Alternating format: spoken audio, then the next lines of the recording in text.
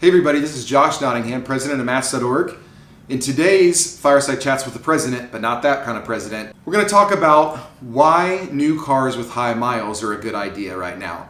So in our original video where we talked about the craziness of the car market, we talked about this as a specific response to how you could deal with why prices are so high right now. We've gotten some feedback on like, hey, I thought that cars with 100,000 miles or more were likely to break down and weren't reliable. So we thought we'd film a video kind of explaining this. First, I want to say that information we've kind of all been brought up to believe. This is something that my parents said, I think my grandparents said. Cars with 100,000 miles were kind of thought of as being toward the end of their life. That was true 5 or 10 years ago. Now, however, that is no longer true. So cars that are 2 or 3 years old, generally speaking, don't have a whole lot of problems around 100,000 miles.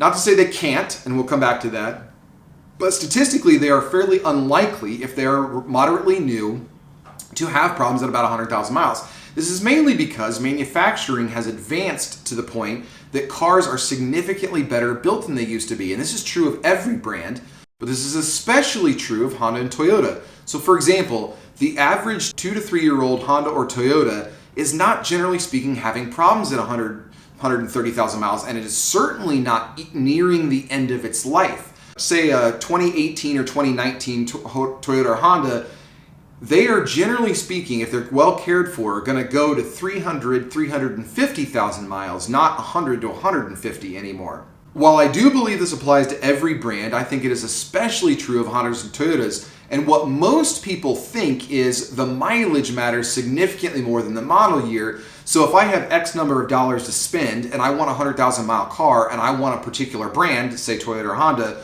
what they're doing is buying a 100,000 mile 2011 model, when what they should be doing is buying a 2016 model that has 150,000 miles, because that is a significantly better car than the 2011 with 100.